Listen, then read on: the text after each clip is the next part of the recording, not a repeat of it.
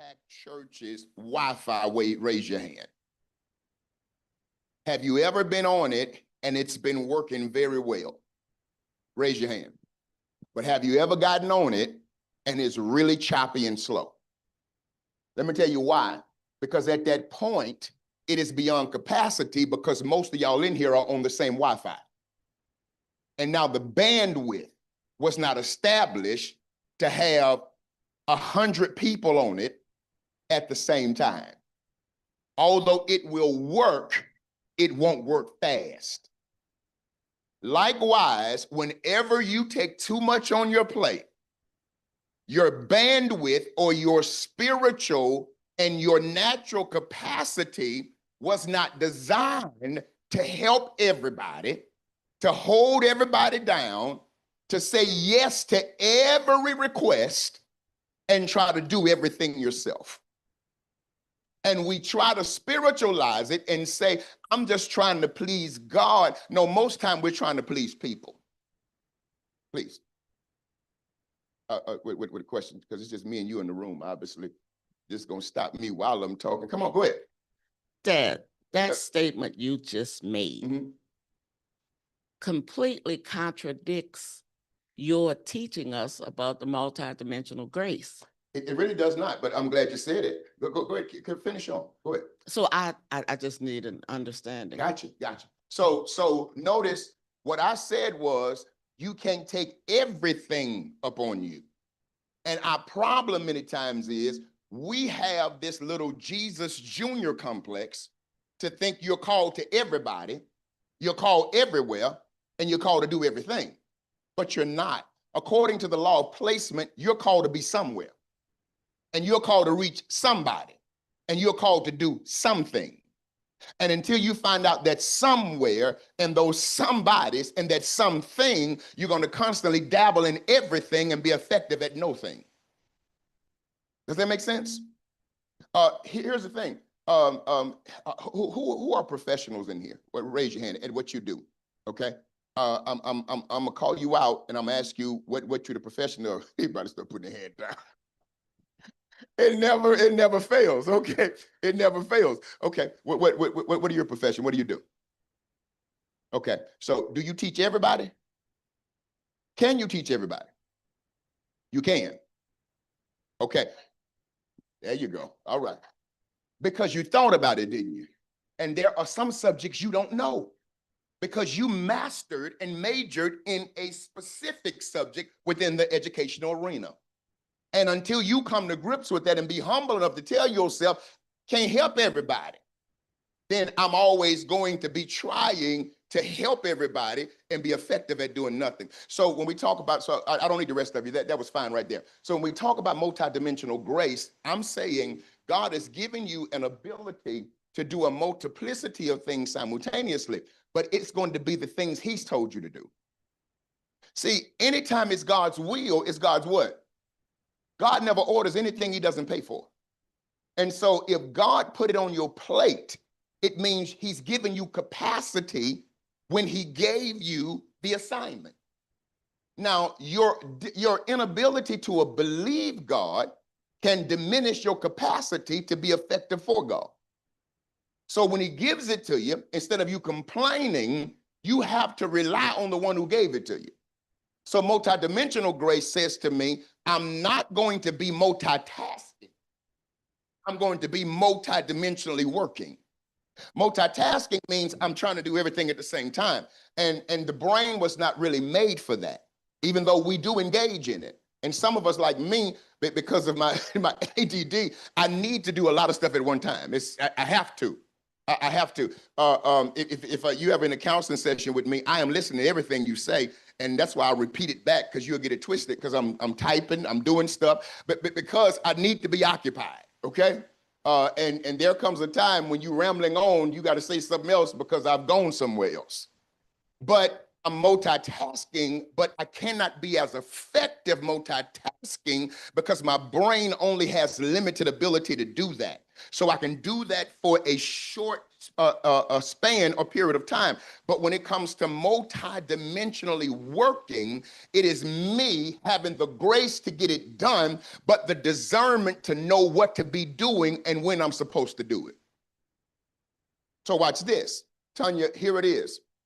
If I have multidimensional grace and God says, boy, you're called to be an instructor in the marketplace, but a preacher in the pulpit, well, when I'm mentoring and instructing in the marketplace, I have a different grace from when I'm in the pulpit preaching that souls may be saved. However, I'm the same person, but I have to know where I am, when I'm supposed to do it, because if I try to do one thing I'm not called to do at that specific time, I may be able to do it because I've been doing it long enough and it has become second nature, but I won't have the grace on me to destroy the yokes and remove the burdens, because the anointing for multidimensional grace will only rest on you when you're discerning what you're supposed to do. Did you hear that? Did I make it plain then? Okay. She said, oh Lord, yes. So the reality is you're not called to everybody. You're not called to do everything. And sometimes we have to start refusing requests because it will result in limited, or it will result in a breakdown of our bandwidth.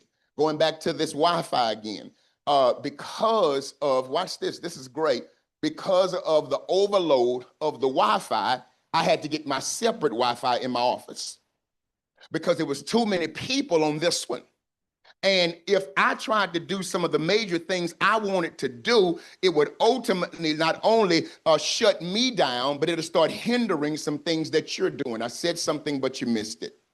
When you're not operating within your bandwidth and you exceed it, you ultimately affect others within theirs, especially when you are working as a team, when you're working as a company, when you're working as a church or a ministry. You've got to make sure you're in your lane, because your inability to stay in your lane affects someone else while they are trying to be in theirs. So I want you to look at it this way as well, because we asked the question, which one is more draining, what you're aware of or what you're unaware of, what's invisible, what's visible. Does everybody in here have an email? Raise your hand if you do. Do you have an inbox? Okay. If you're like me, you can ask Dr. Pam and Pastor Jackson this. If you're like me, they have to set up specific email. I got so many email addresses. So, and they do this really. So like Dr. Pam will say, okay, this is, can I preach publishing right now email? And then this is, can I preach publishing email? You know what the difference is? Right now means whenever I see an email from this, guess what I got to do? Y'all smart. I got to do it when? Because they know my regular inbox has about 30,000 emails. And it's not because I'm ignoring people. It's because everybody gets my email address and just email me ignorant stuff that I really don't have time to look at. Does that make sense? So then my email will only be filtered through if I sit there and I go through every one of them, right? But I can see the inbox field. I know I have maybe 100 different people emailing me. If I never read them specifically, I don't know what they want with me. Am I correct? So these are emails that I see. Are we on the same page still? Let's juxtapose this inbox with what I see. With other people behind my back talking about me, coming against me, undermining my vision, infighting with each other, creating hostile environments, not showing love, not wanting to get over offenses, holding grudges, misrepresenting me, talking to people crazy, saying I said stuff I didn't say, not leading from the front, compromising their leadership. Now, which one is visible? My email or everything I just described? Okay, let's come back again. Who says emails? Who says everything I just described? Now, everything I just described, I described it by saying behind my back. Y'all with me? I promise you I'm not being facetious. But if it's behind my back, how do I see it? How do I know it? So can we come back and regroup? I can see my emails. It literally may be 100 different people. I don't know until I check them. But over here, I can't see any of this, but it's happening. These are visible. This is invisible. Which one do you think is draining my ministry most? The invisible. So managing the invisible is your ability to stay within your bandwidth of capacity and at the same time ensure that the proper culture is created where the invisible things don't erode your visible task and assignment. Does it make sense now? So the question is, how are you managing your invisibles? How are you truly dealing with the stuff that you need to deal with that's not seen and tangible enough for you to touch and deal with it? Now, let's deal with these definitions of terms, because again, here is what you're going to see on your paper with bandwidth. Bandwidth, write this down. I've said this many times, but I'm going to give you two different definitions. The first definition of bandwidth is the amount of mental, emotional, and spiritual organizational limitations that a leader has to carry tasks effectively without burnout or breakdown. I'm going to say it again. The amount of mental, emotional, spiritual, and organizational limitations a leader has to carry out tasks effectively without burnout or breakdown. Everybody has a specific capacity. But I want you to write this down for leadership burnout. Excuse me, leadership bandwidth. I'm so sorry, guys. Bandwidth. Leadership bandwidth is the capacity of a leader to handle competing responsibilities without collapse. Which means if you have someone under your tutelage that's being disruptive, if you've had a bad day at home, if you got attacked spiritually, and if you're sick in your body, but yet you still have to stand and instruct those you lead, will you be able to do that? Do you have the capacity without allowing one of them to ultimately make you ineffective in doing all of them? That's bandwidth. But managing the invisible, write this down, is the discipline of discerning and addressing unseen forces. The discipline of discerning and addressing unseen forces. Do I need to say it one more time? The discipline of discerning and addressing unseen forces. Spiritual, emotional, relational forces that either sustain or sabotage your effectiveness. Because again, these things, these spiritual, emotional, relational forces, they can sustain you or they can sabotage you. Managing them will cause your sustainability, but mismanaging them or overlooking them will ultimately cause your sabotage. Does that make sense? Let's talk about managing the invisibles. Can I move further? Excuse me. We're on the same page? Okay. Now, here's a good way for you to get this. When you talk about managing the invisibles, let's look at it from a visible productivity versus an invisible team morale. Your team, whether it's your employees or your fellow coworkers that you lead as the lead person on your job, or the people who work within your auxiliary here at church, or the people that stand alongside of you in that specific task that you've been assigned to do within ministry. There is a difference, write this down, between visible productivity and invisible team morale. Let's look at the seen and the invisible, and you're going to start getting the feel of why managing the invisible is going to be so important. Here's the seen. The seen is measurable output. It's when I see who's there, when I see who's on time, when I see who's participatory, when I see who's effective, when I see who's really getting it, when I see whose hand I don't have to hold, who I can give an assignment to and they carry it out. But then meeting deadlines. If I tell you I need this done by Wednesday, 6 p.m., I don't have to look over your shoulder to get it done. Make sense? If I tell you I want a program put together and I give you a basic skeletal outline, I don't have to hold your hand and answer your questions every day of how I want it done. Because eventually, and some of you guys know what I'm getting ready to say, eventually I'm going to ask the question, if I have to do it, why do I need you? Right? That's still seen though. A completing task. So when Dr. Pam finishes it and she comes back to me and say, Dad, here it is, I've done it. That's a complete task. When she produces the result I want, that's productive results. All that's seen. But let's look at the unseen, the invisible. Because what good is it if Dr. Pam has done what I asked her to do? What good is it if Minister Lintrell Cromwell has completed her assignment?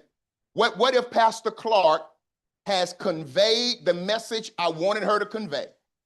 What if in your marketplace endeavor, they did show up, they conducted the meeting, they got the specifics, and they begin to roll out the new plan. They rolled out the new product. They rolled out the new concept. And you're looking at these key performance indicators. You're looking at all of this stuff and all the metrics are looking good. And you see all the data and on paper, everything is standing up. But what they didn't tell you when they reported back is Dr. Pam cussed everybody out in the meeting. And now nobody really wants to work with her. You see the invisible now? What they didn't tell you is 7 people showed up late and only 2 were on time. And since there was no one addressing that, now we've created a culture that lacks punctuality. Okay, that still ain't good for you. What if in that same meeting, with all these key performance indicators have hit skyrocketed to the charts, and when we have all this good data and all of these great results that are coming, but no one said that there were those who were territorial in the meeting, making other people feel insignificant, like their ideas didn't matter. See this invisible corrosion happening? And now you got people in their feelings. Because I may not be as smart as you, as articulate as you. I may not have the education that you have or the experience. Let's just talk about this, the tenure at this church you have. But my opinion matters. But you make it feel insignificant. You make me feel like, well, you don't know Bishop like I know him. But you obviously don't know Bishop either, because you wouldn't be saying that. Who am I helping? See, because if you had been there long enough, you know he don't even eat that. Like you mean. Maybe I'd start eating it yesterday. But the reality is, you're taking the liberty to rebuke them instead of making them feel significant. Now you have caused the invisible to be mismanaged. Stay with me. Now morale is low, and now productivity is suffering long term. Oh, we got them good short-term results, though, because Dr. Pam came out of there beaming. But now in worship, everybody looking at her cross-eyed. You mad, you can't even get in the spirit, and now you started sitting 3 rows back because you feel like you have no place here. You see why we have to manage the invisibles? And no matter how productive the meeting was, everybody, as soon as the prayer was concluded, ran out separate doors, steaming, hot, mad, hugging, talking to nobody. But yet we're celebrating the fact that we put the program together. Can I go further? Write this down for me. It's seen invisible leadership decisions versus invisible vision and values. Visible leadership decisions versus invisible vision and values. For you business owners, that's why it's going to be so important in this season for you to create an onboarding system and to communicate your culture and to properly acclimate people within your culture through your onboarding system and not let people operate outside of that. Same thing in ministry.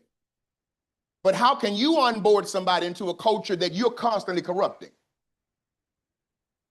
And onboarding them into the culture doesn't mean you pulling them to the side and saying, yeah, listen, I've been waiting to tell you, watch her, because she's something else right there. And see, I've been here a long time, and that one right there, she do this and do this and do that. And see, I know Bishop, Bishop don't really say nothing because that one right there, and this and that. Now what you've done is become a greater part of the problem. Man, if God would cut our phones off and tie our tongues every time we gossip, some of y'all couldn't even worship lead.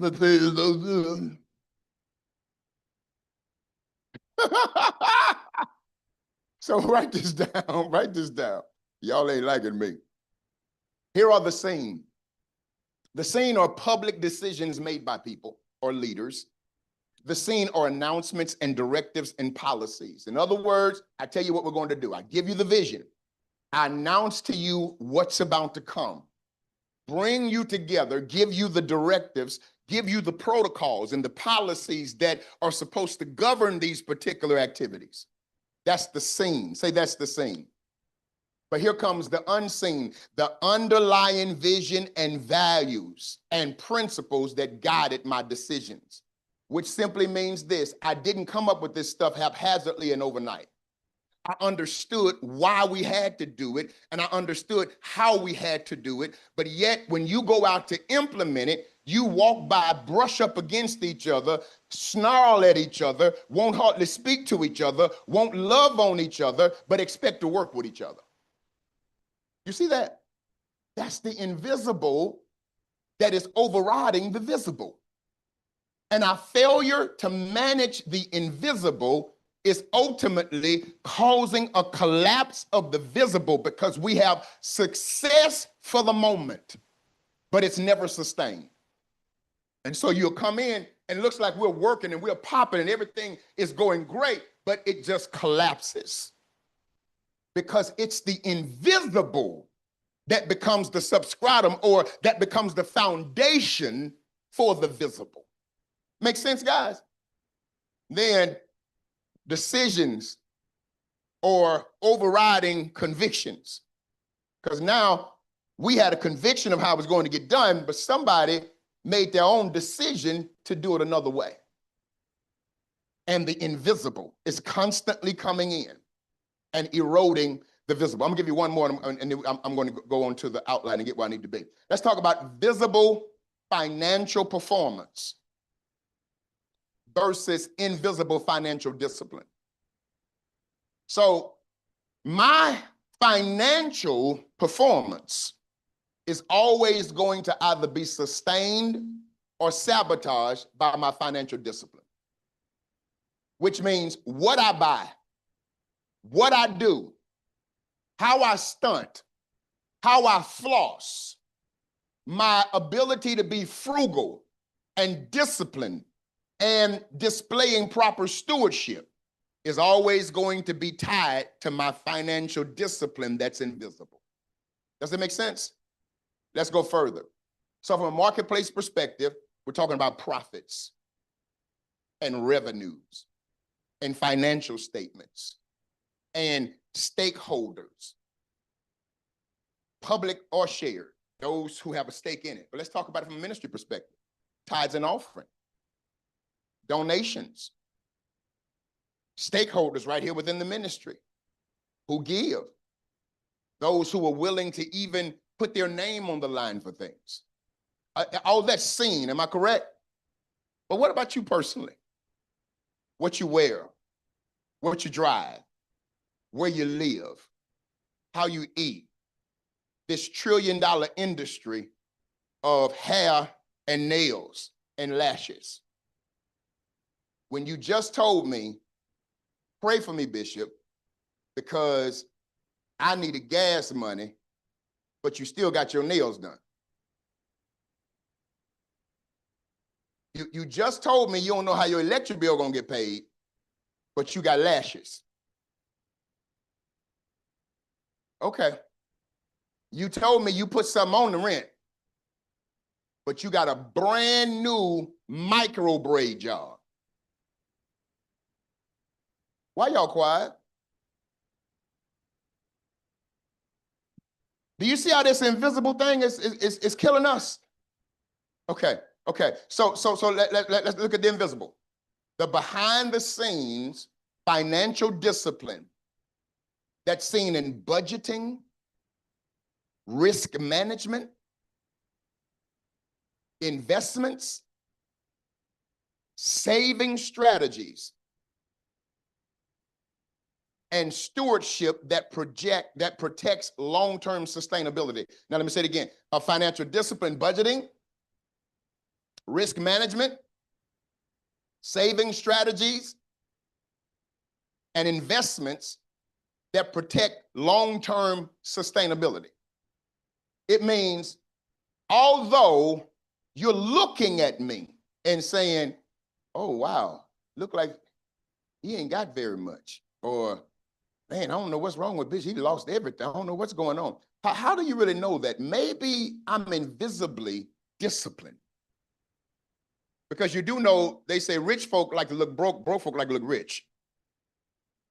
So therefore, my ability to be frugal when I'm supposed to be, my ability to limit my financial risk when it supersedes my capacity for risk taking, my ability to save when I know I feel like splurging, and my ability to downplay my wants and to upplay my needs is the invisible part that sometimes I constantly get wrong and I mismanage, and it ultimately overrides my visible. Say, Lord, help me manage the invisible. Now, I want you to look at these power principles because they're very important. Write these down. As a matter of fact, on your outline, you should have those there where it says power principles. You see that? Okay. Do you have them written out? Do you have them written out? Do you have them written out? Okay. One last time. Do you have them written out? Because I want to be on the same page. That's because you got to write them. Okay. So I know some of you are just going to be prone to sit here and listen to me, but they're not written out because I need you writing them out. And we're starting to do this for several reasons, because constant review is the student's glue. And as an educator, Christian, and as well as Tanya and others, you understand that there's a certain level of comprehension that comes when you write it and read it yourself. Okay? But here's another reason, Sierra, because we are overriding the dumbing down of AI. Because AI has begun to write for us while simultaneously eroding our ability to write for ourselves. Think for us while it's diminishing our capacity to think for ourselves. Do you see this? So I need you to write this down. The first one I want you to write down is this: what you fail to manage privately will eventually cause your failure publicly. What you fail to manage privately will eventually cause your failure publicly. Can I move on? Invisible drains and depletes visible capacity. That which is invisible drains and depletes visible capacity, excuse me. Can I move on? Bandwidth expands when burdens are discerned and not just delegated. When burdens are discerned and not just delegated. In other words, whenever I see what I need to do and it's beyond my normal wheelhouse purview or scope, and I'm willing to do it because I feel the discernment to get it done, and I don't ask you to do it, I just expanded my capacity. But whenever I do this, Caitlin, I say, well, I don't know, I ain't never done that right there. I want to do it, but I feel this sense of fear, and I'm not sure if I want to step into that. That could have been a moment for you to grow and your capacity and your bandwidth to be expanded, but because you let fear set in, you ultimately miss your moment. Does that make sense? How many of you have been there before when you knew, you knew this was a God moment, but fear robbed it? Let's be honest about it. Some of you are supposed to be supervisors on your job. Some of you are supposed to have your own business. Some of you are supposed to be the lead person. Some of you are supposed to be leading on another level, even in the ministry. But because you allowed mediocrity and you allowed normalcy and you allowed your abnormal activity and capacity, abnormal, to make you feel like you didn't have the ability, instead of you expanding, you digressed. And because the assignment is going to get done one way or the other, because God's going to do what he's going to do one way or the other, now you have people who came in behind you ahead of you. Did you see that? Because you missed it. Number 4, leaders collapse from what they don't see more than what they do see. Now, if I could leaders collapse from what they don't see for more than what they do see. If I could sum up the importance of this invisible concept and to give you one sentence that will help you understand that you must become motivated to constantly manage this invisible stuff, it would have to be one of the slogans from the military that says you have to inspect what you expect. You can't delegate everything out. And if you do, you got to walk over and ensure it's getting done. You can't expect people, stay with me, to do what you want them to do like you want it done, number one, if you've never properly acclimated them into how it's supposed to be done through onboarding. But then here's another thing, because culture shifts, situation shift, sometimes people shift, they have issues that are shifting them, their ability to remain effective will shift. That's why you've got to be there at some point to step in and say, hey, remember, this is how I want it done. Does that make sense? Instead of saying, well, this is my assistant, I expected them to do it. Well, this is the manager, this is how I expect them. Well, have you inspected what you've expected? Number 5, healthy leaders discern atmospheres before they make decisions. Let me tell you why that's important. Because a spiritual leader who has spiritual intelligence, who has discernment, won't move simply according to what they want done on the outline or the agenda. They discern the atmosphere and the culture, and they know whether or not what they're trying to do is going to be effective before they waste their time. Does that make sense? Because if the culture is corrupt and my concept is not, the culture will ultimately swallow my concept. Matter of fact, will you write this down? Write this down for me.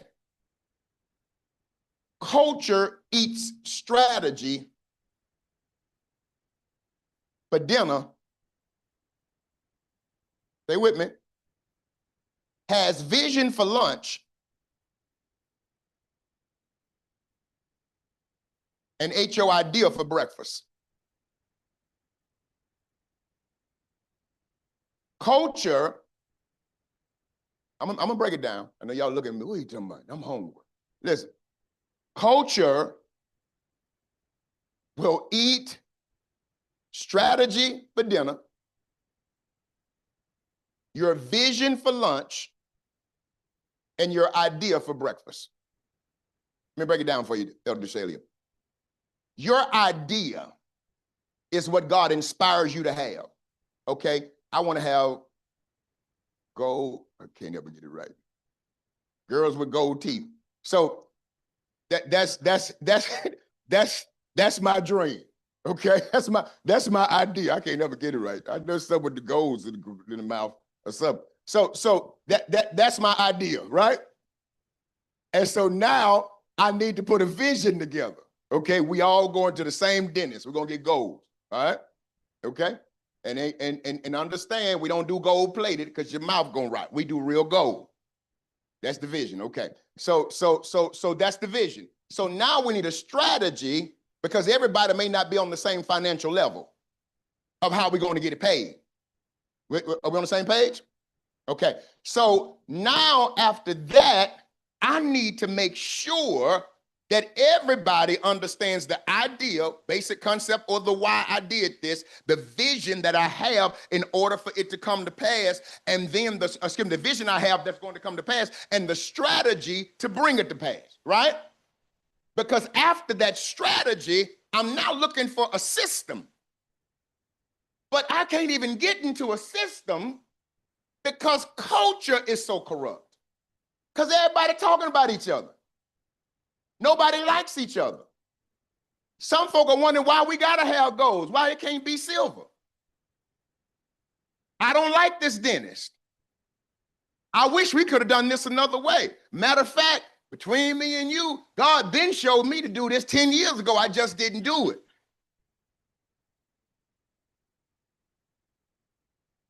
Do you see what culture is doing now? Oh, it was beautiful. We had taken pictures together. We had the teeth shots done. Matter of fact, we had gotten a little foil paper putting out, but we were just looking at how this thing was going to look with the girls and the goals. But now all of a sudden, the culture is so corrupt until my vision, my strategy, and my idea means absolutely nothing. And just when you thought I was talking about the girls with the goals, I was talking about Impact Church and the culture you keep creating with this invisible foolishness. Like, we come here to basically love everything about each other. We come here because we love Jesus, and we're learning how to fall in love and learning how to accept the unlovable things about each other the same way he accepts what's unlovable about us. But instead of us using these differences to come together, we find reasons to become more divided. And instead of us reasoning together, what y'all do is take platforms. When you stand up here and pray, you pray at each other.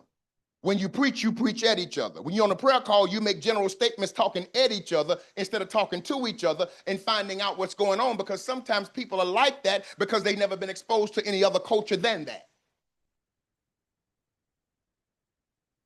But when you only spend time in here and you never try to get to know each other out there, and you say crazy stuff like, you know what? That's why when the benediction over, I get out of here and go live my life. I don't even think about these people no more. Why are you coming here then? You don't come here just for the word. You come here for the camaraderie. Am I helping y'all still? Okay, let's, because I chased the rabbit. Let's get out of here, okay? Write this down. Every leader carries unseen weights, something holding you down that's invisible. Yeah, Father, I'll do that. Spirit of Grace said this to me. He said, make it become more plain to them, because I've been talking from a ministry marketplace perspective. Can I give you an invisible that's really going to show you now? You know you got to be here. 8 o'clock prayer, 9 o'clock leadership. We know worship starts at 11. We understand all that. But what no one knew was all the hell you've gone through Friday and Saturday. You clocked out on a wing and a prayer. And on Saturday, you got some of the most devastating news you ever had. And now you're coming in here and you're affected by what happened out there. And when you get in here, instead of somebody noticing you're not right and trying to pull you to the side to reason with you and possibly pray with you, you just get rebuked for what you just did. And now you're upset, you're disturbed. You were already in a bad mental space. But now the devil's telling you, you don't have a grace in this place anymore. And so now you're sitting here in worship and you can't hear. Everybody's worshiping around you. You're just sitting there. And it's like it's constantly brewing and bubbling over. And ultimately, the wrong person says the wrong thing to you at the wrong time and you explode. And now it's a visible mess because you did not manage your what? Invisible. Somebody said bandwidth. Invisibles. You see that? You have invisibles. Your bills, your body, your sickness, your families, your job, your walk with God, your prayer life. All of these are invisibles. How are you managing them? Because your mismanagement of them will ultimately begin, now you can come, Mitchell, to corrode your bandwidth. They go hand in hand. You know why you keep saying, I can't take no more? You want to know why? You want to know why you keep succumbing to the fact, I just can't do this no more? Because all that invisible stuff is now spilling over into the visible. And we lie on church and we lie on God and say the church is just too demanding when we only ask you to come here twice a week. But it's those 5 days of invisible that keeps messing up the visible because I'm not managing it well. And so, can I go further? I even get an attitude with offering. And I know the church ain't taking my money, but I'd rather listen to propaganda when the offering comes, not because I'm a stingy person, but because I'm broke, because I mismanaged the 5 days out there. Now when I come in here, I have nothing to give. I feel ostracized, I feel small, and I'm mad. And because I didn't manage the invisible. Now the visible is corrupted. Still on the same page? Because I don't show myself friendly. Because I always have this crazy look on my face. Because I have been talking about people. And it's been getting back to people what I've been saying about people. And now people are standing off from me. And now I feel isolated. And the visible is affected. But it's the result of what I've done in the invisible.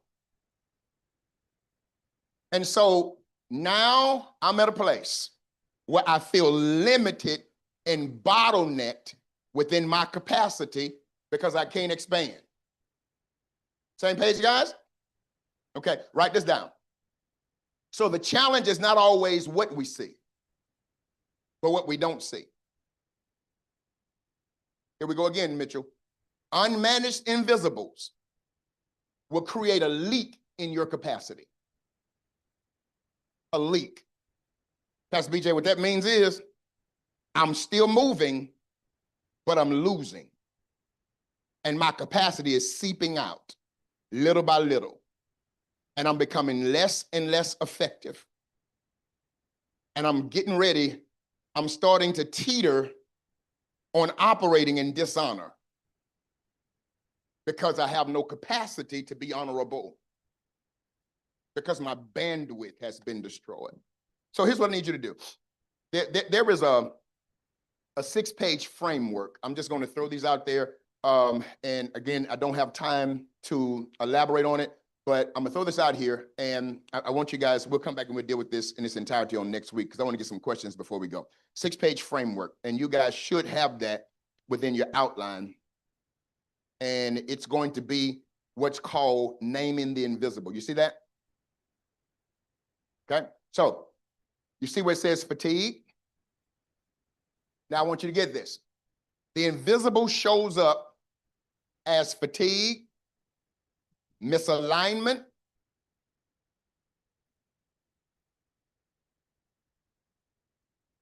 hidden resistance, and unspoken expectations. All that's right there on your outline. You on the same page? Write this down. Leaders often try to fix visible symptoms, but never address hidden causes. I don't care how you address what's happening visibly. If you do not correct what's going on in the invisible, the visible still will not operate in a sustained capacity as it should. Can I borrow your minds for a minute? Can you imagine with me somebody having a backpack on? Who walks? I know Kristan does. Who has a backpack a lot of time? Kristan look like, what I do now? Who walks with a backpack? Come on, show of hands, guys. It's okay. Who walks with a backpack? All right. Can you imagine seeing someone walking with a backpack and they carrying a backpack and they're walking fine, talking fine, speaking to everybody, but you never knowing the weight of what they're carrying? And the same backpack that they are carrying, if you tried to carry it, it would dislocate your shoulder, or you'd fall down under the weight of the pressure, or as someone just said, you possibly could not even do it. You never know the invisible weight someone is carrying trying to stay erect visibly, because they've never been taught to manage the invisibles. And so I want you to write this down.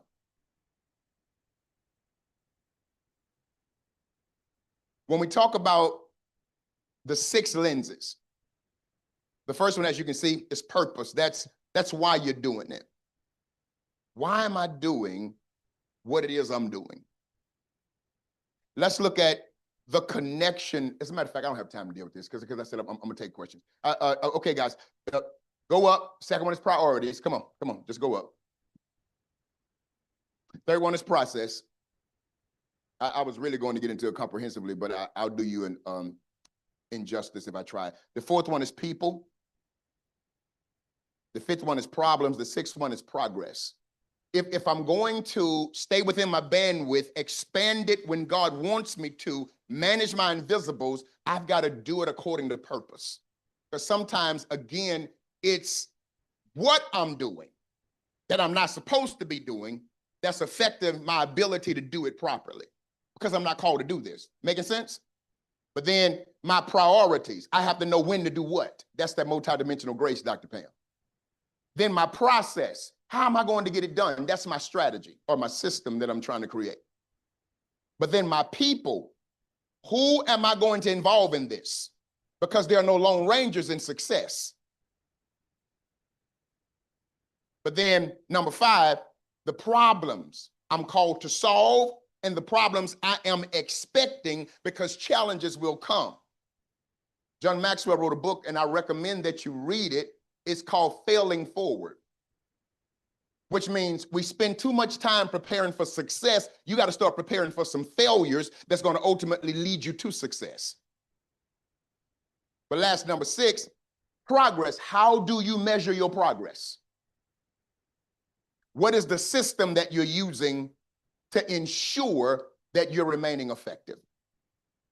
Make sense? Now, come back next week. I'm going to give you 3 different elements. And again, it's right there. We're going to talk about these 6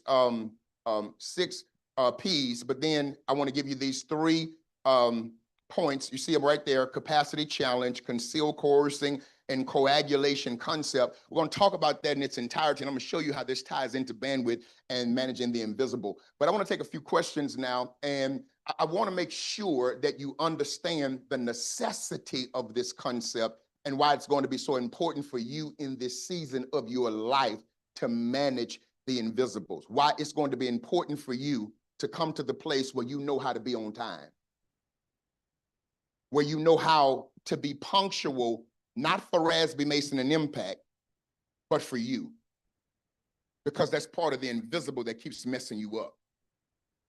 I shared this with someone the other day. I said, because this person is effective in what they do. When I say effective, I mean effective. And I praised them, Pastor BJ. I said, can't nobody do what you do.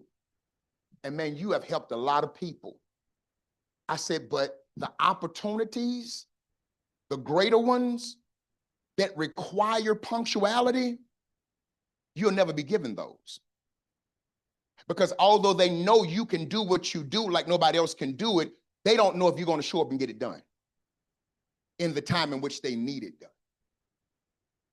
And your ability not to be dependable will cause people to never depend upon you, which will begin to exclude you from some of the greater responsibilities which comes with the greater rewards. Does that make sense?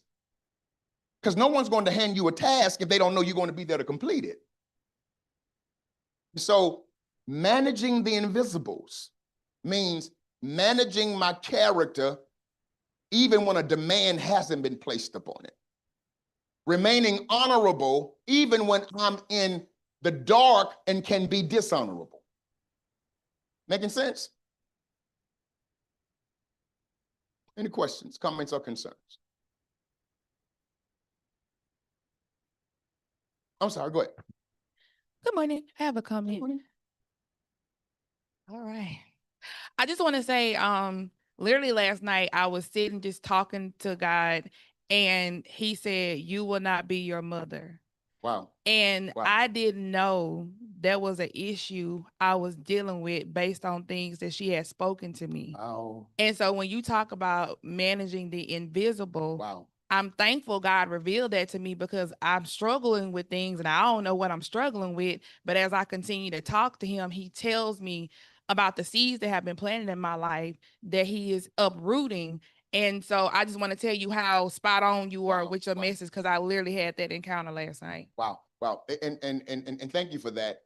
Some of you are literally dealing with some of the emotional seeds, trauma, and all of the suppressed rage and the suppressed activities and the repressed and suppressed memories of things that happened to you that you had to literally black and blot out in order to continue to move forward, because it could have caused you to commit suicide.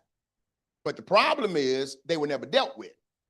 And so now they're manifesting and they're seeping out. And your capacity is even leaking out because you don't know how to deal with it. And you have told yourself stuff like, I don't deal with stuff like that. I don't know why everybody else is so emotional. I ain't emotional. You got them Gucci's on, boy. I see.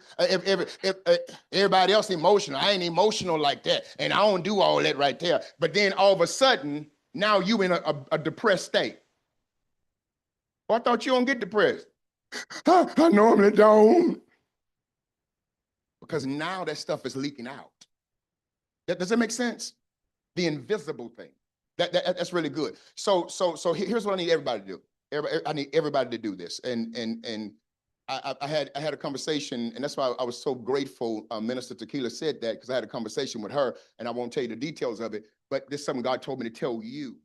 He said, in this season, one of your key performance indicators is going to heavily depend upon emotional intelligence.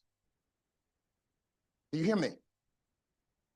Not just because we live in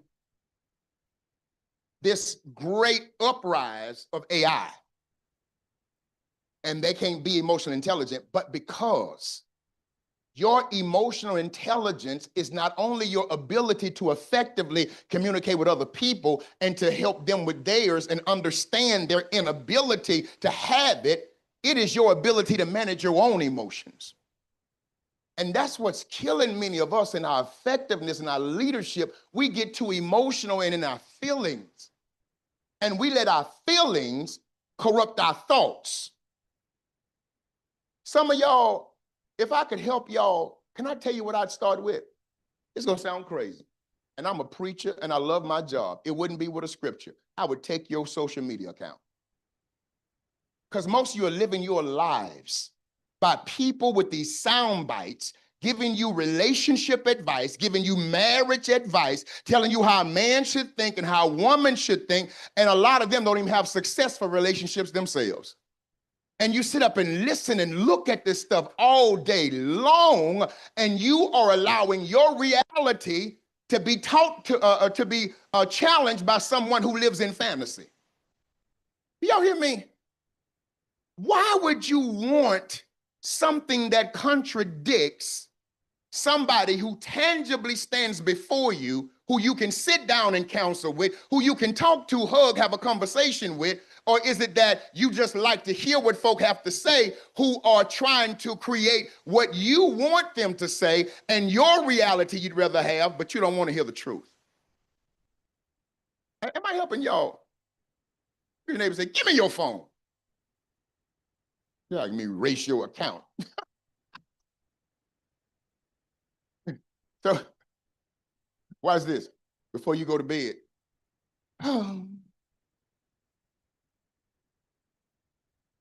What'd you do? Oh, nothing. Just wake up in the morning.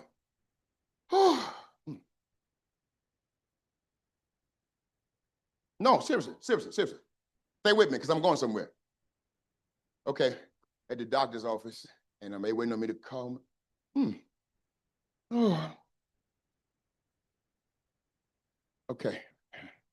Oh, I completed my work. Okay. Oh, the Wi-Fi down?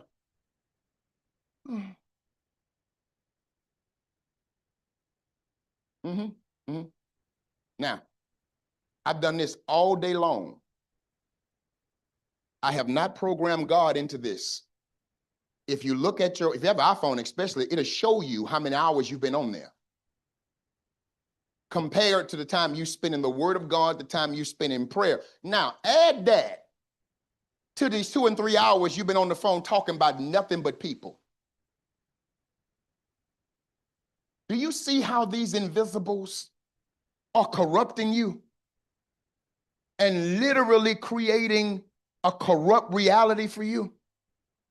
And now, because the invisible has affected me so negatively, I can't even see the visible positively anymore.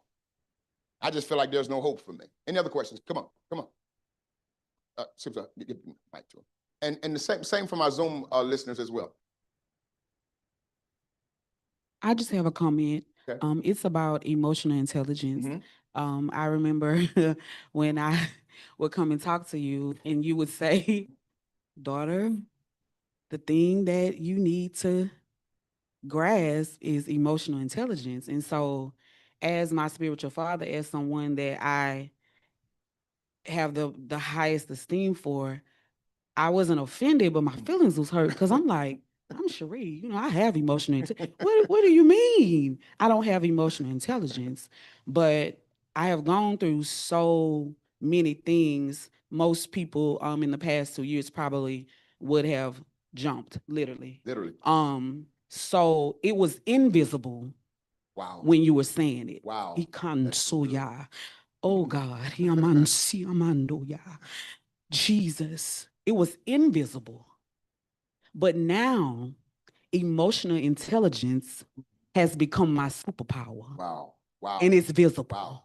Wow. Now, let me say, stay right there. I'm going to show you how God does stuff with real-time illustrations, something you probably have never thought about before. Some of you may have.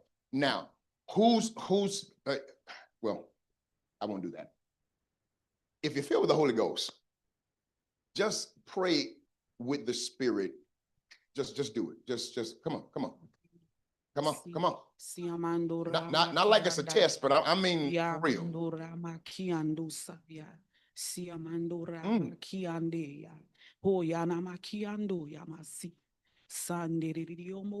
So let me ask you something real quick.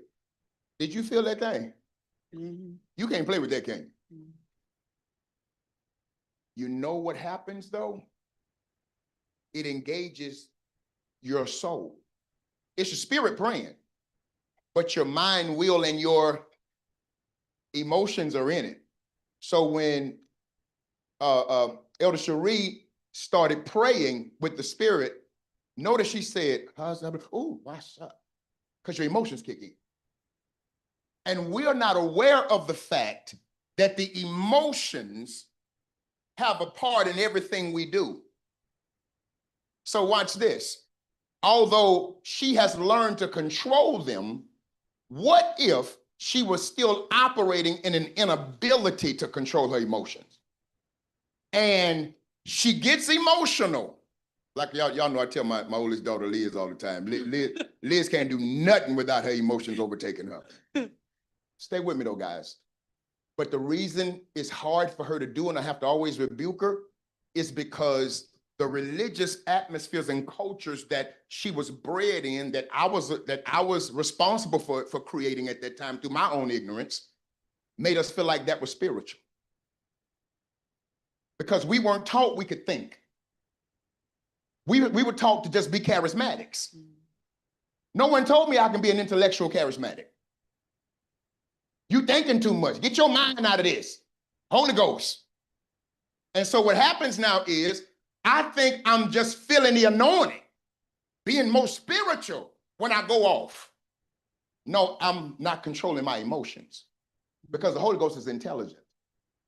It's not barbaric.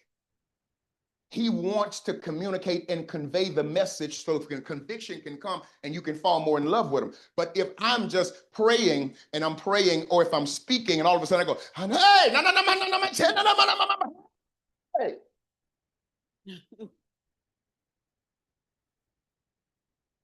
Now the rest of y'all with the Holy Ghost, because it's a contagious, y'all gonna be, hey. But the person who doesn't, the person who's not used to this, the unbeliever who's come into this, are looking at all of us like we have lost our natural mind and I will be tipping out of here. Does that make sense? And so if she hadn't conquered that, back to Sheree, and now she's emotional, but Charmin over there looking at Sheree like this. Turn around and look at her, Sheree. Look, go. Yeah, now, she got her hair done. That's what it is. She got to squint your eyes at her. Stay with me. I'm going somewhere. It sounds comical, but let's stay with me. But she's in her feelings. Although she's praying in tongues. Now she looks at her and perceives through her emotions and her feelings, oh, she got a problem with what I'm doing. So now Cherie turns all the way around. Hana shanda tata yendi ha ha. Come on out of here, devil.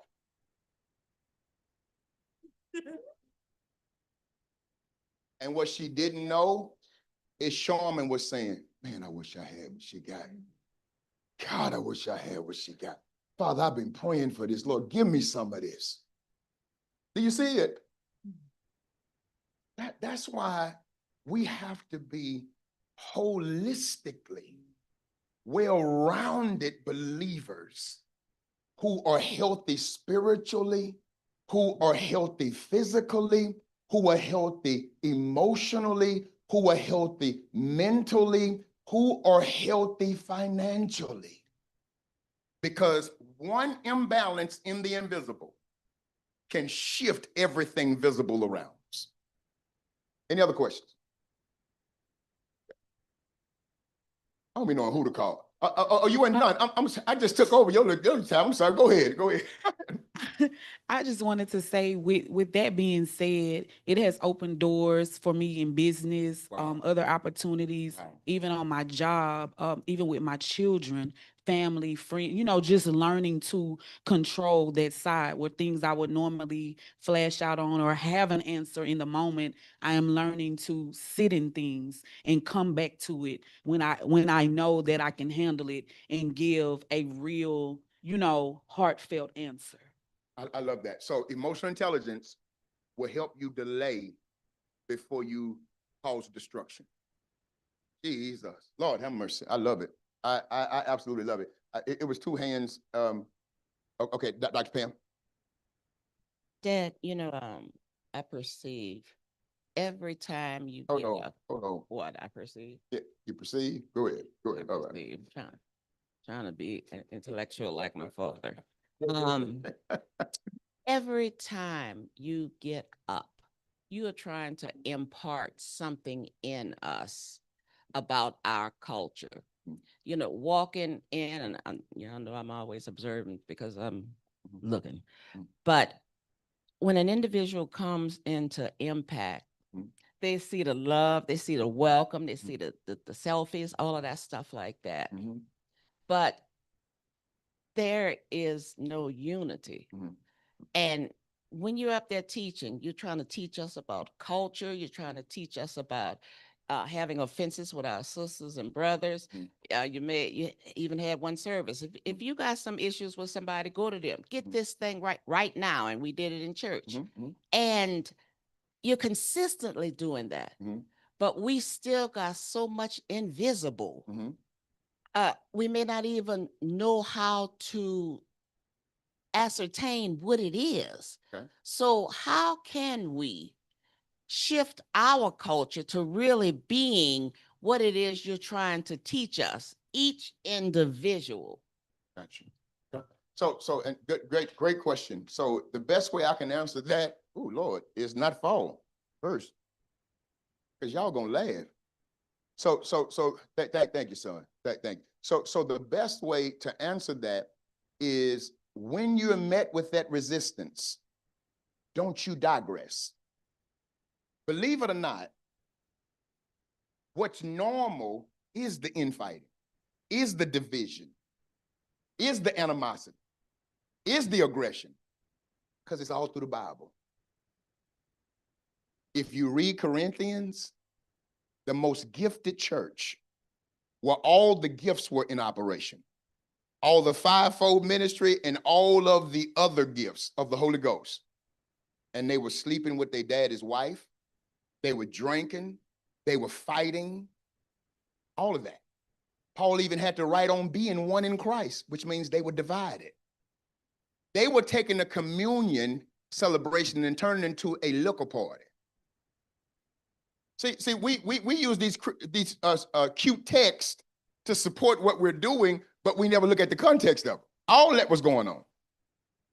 So it's been an issue. But let me tell you what's exacerbating the issue now. When people see it, instead of you being committed to change it, you succumb to it, either become a part of the problem, or you start communicating what the problem is, but you're not being the solution. And if you do, the moment you constantly hit with resistance, you get tired of it and you say, okay, fine. How would it ever change if we don't become agents of change? Does that make sense?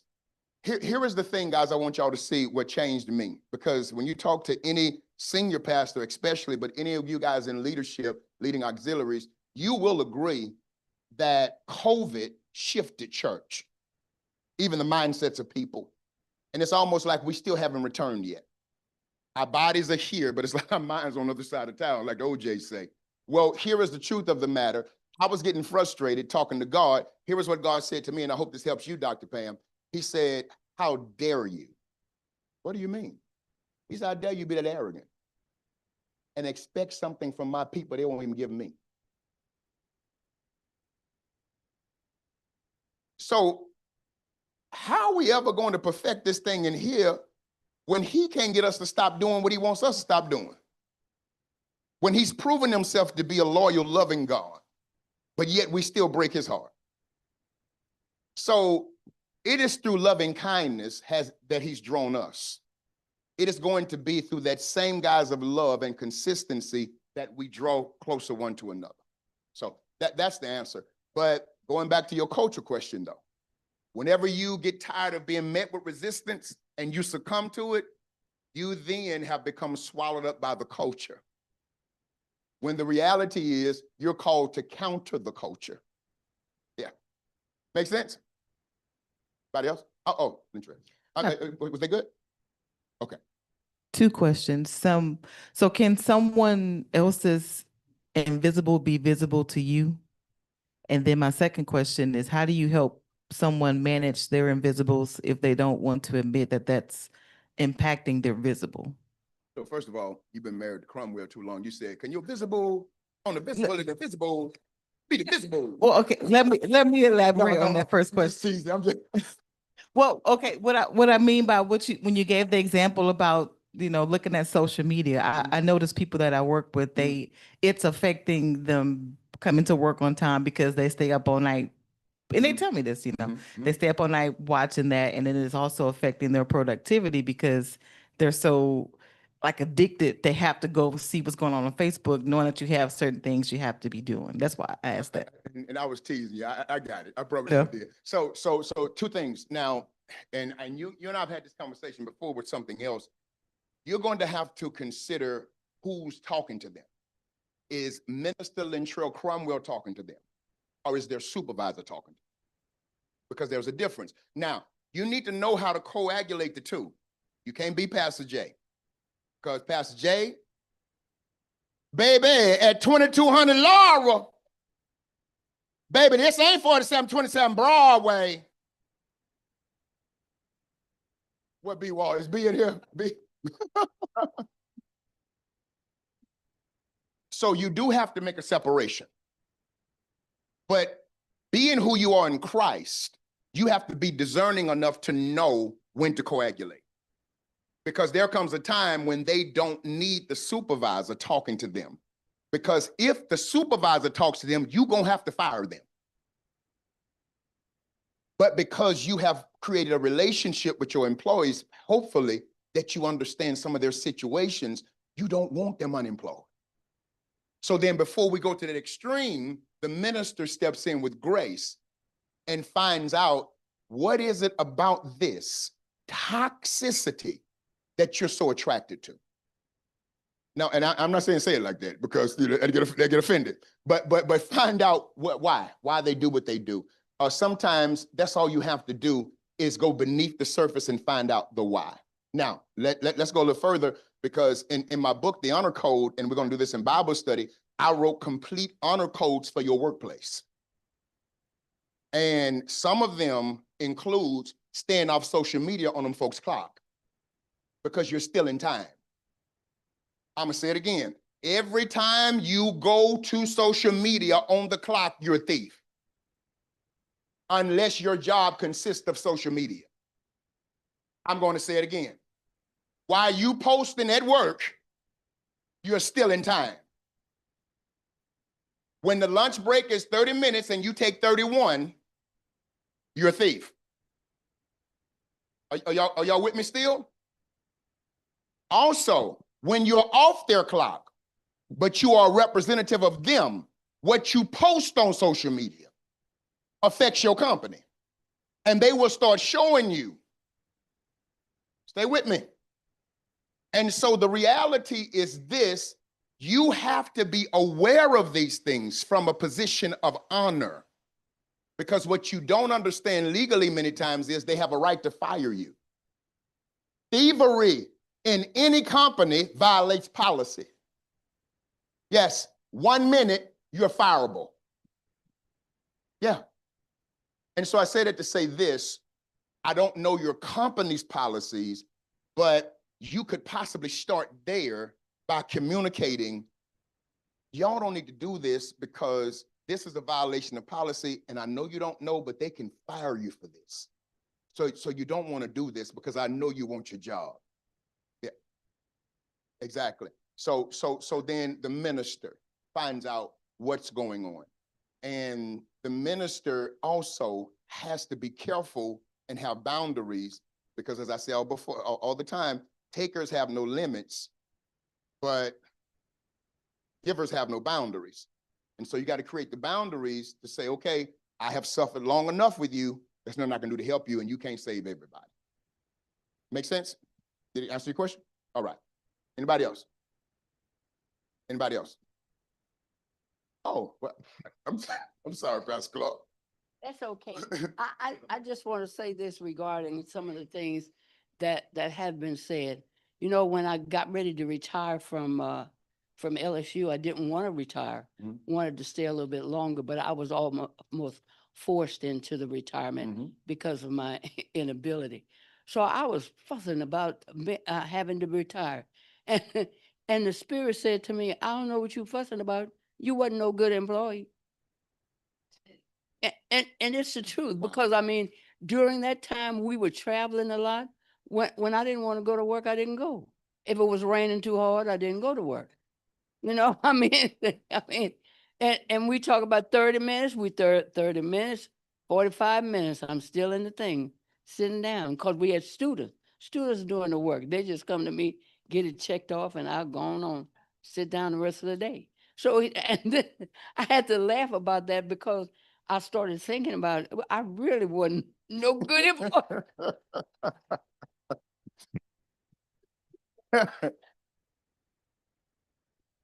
I have nothing to say.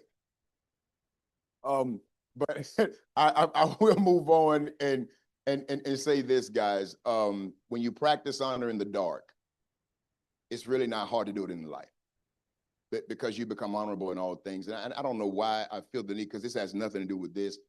Guys, because of the sanctions that are rolling down from our government day after day, be honorable with government assistance. If you got a voucher, stop moving 3 and 4 and 5 other family members in your house, because you have a right to be evicted then. If you get food stamps, stop giving folk your card. And I told all y'all this. If you bring your little shriveled up food stamp card to this church and I see it, I'm burning it up. And I'm calling the people. You ain't gonna get me to commit government fraud with you. I don't want you buying me nothing. Yeah, come on, let's make it. Come on, because I know how you're looking. What if I buy you some drinks? I want to, okay. I swallow spit first. No, because you signed an agreement that said you and your children could not sustain yourselves. And they gave that to you for them, not for you to buy stuff for the church, not for you to buy stuff for your friends, not for you to sell your food stamps. Now, here is my desire. We won't even need to have this conversation in Impact Church, because you won't be on them anyway, because y'all don't want to be hustlers. Because here's the other problem. Some of y'all, not only because you need it, you got another hustle. And you wonder why you stay broke, because you keep hustling the system. And you're not going to prosper being a trickster. Here it is. Pulled up in the parking lot yesterday morning. God can attest to some of y'all like this. I get out, a brand new shiny debit card. Lord have mercy. And I saw the name on it. Oh, I knew it was a little change on it. Yes, sir. I bet they ain't even missed this card. Didn't even know it was gone. The devil talk to you about stuff like that. And I started talking to him. That's all right. I'm going to miss it too. Get the card, reach out to the person. They had no idea it was lost. None whatsoever. What if God was testing me to see if I would qualify? Y'all know I'm Jim Church Home at grocery store. So I'm at the grocery store. Two.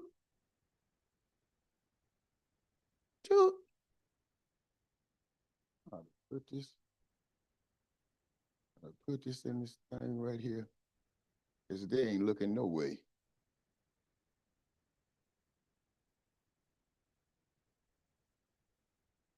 Watch this.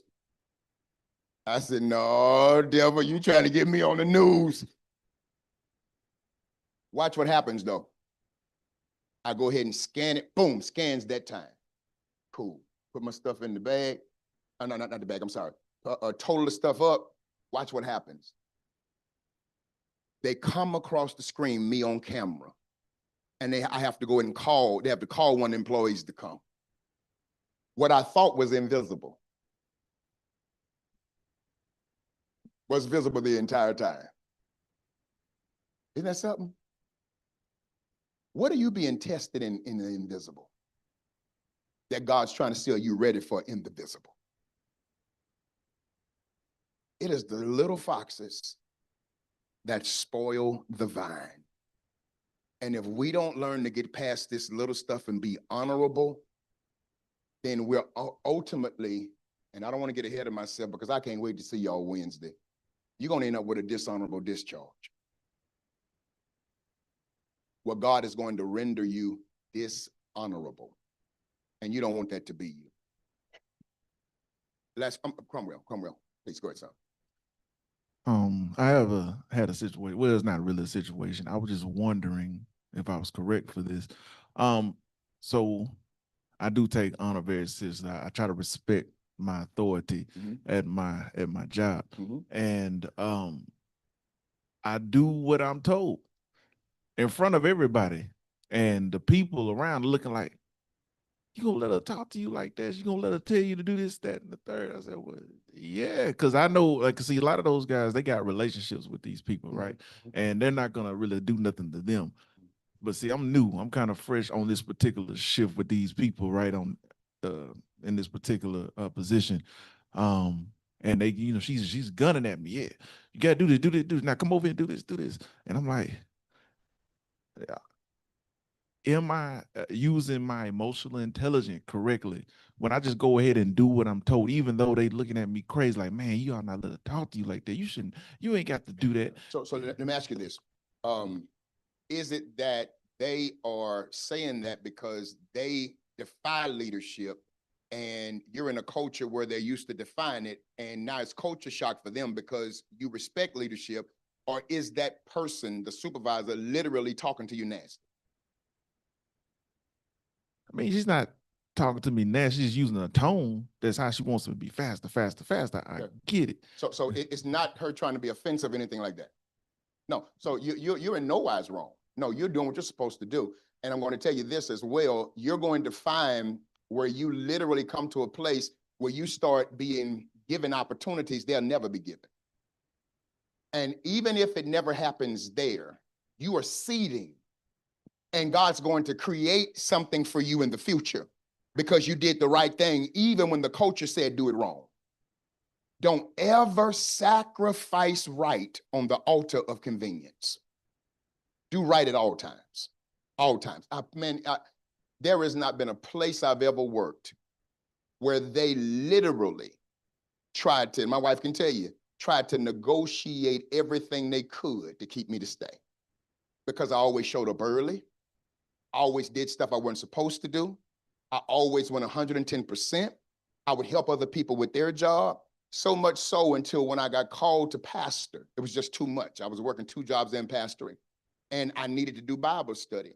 My shift, this is a testimony I want y'all to get on honor. My shift started at 7 p.m. and it was 7 p.m. to 2:30, 3 o'clock in the morning. That's the shift I worked. And I told them, I just can't do it anymore because I have to be at my church for Bible study.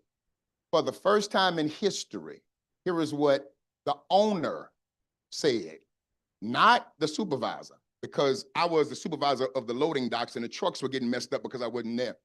He said, because we can't afford to lose you, come in whenever you get ready to. Just please come in. Because if we know when you get there, the job gonna get done. Just come in and we're gonna pay you like you've been there the whole time. Never been done in the history of the company. Never been, never been. And that's because I'm honorable in everything I do. And family, this is not a bragging moment. This is a moment for me to say this so you can understand. You know why you showed up in flocks to hear me talk about honor? You know why? Because you watched me model honor. If I was a dishonorable man, you wouldn't listen to it. But you've seen me consistently stay honorable in front of you. And there's something within you that repels dishonor to the degree, abhors it so until you want to be honorable yourself. Let's give in to that feeling, even if it's still a small, still voice. Let's start being conscious of the fact that honor is necessitous in this season because anything else is simply transactional. And we don't want to be transactional anymore. We want our word to mean something, man. When you say you're going to do something, you want folk to know it's going to be done because you're honorable. And I don't care what you do. I don't care how much you love Jesus, how much you speak in tongues. When your word is no good, you're a dishonorable person and God is not happy with you. You got to come to the point. And let me say this. If you got to pick up the phone and start calling some folk repenting, and parents, some of y'all got to start with your children because your dishonor has made them dishonor God. And you got to tell them we've been wrong for this, but we're going to start doing it right from this point forward. Because disrespectful parents breed dishonorable children. You can't cuss them out and expect them to be honorable. Well, I was just mad. They know I ain't mean that. No, it scars them. And now they 5 and 6 and 7 years old calling folk the B word and everything else at school because they're modeling that same dishonorable behavior. I don't know. I think I'll say it. You can't bring men in your house sleeping over and expect your daughter to be honorable.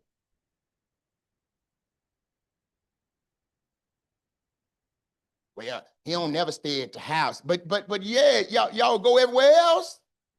Where's the honor in that when you playing like this is your husband, playing like that's your wife in front of them? You're modeling dishonor. Are y'all hearing what I'm saying? Watch this. You can't dishonor each other's spouses in front of your children. Oh, I promise you. You'd have come in my house sometimes, you'd have thought me and Pastor Jay were heavyweight fighters. But the children never heard. Are y'all hearing me? And no, I don't believe in hitting women. If you hit a woman, you're a coward. I say it again. If I got women beaters in this church, I pray God exposes you and you go to jail until you get your sick self delivered. And if I got men beaters in here,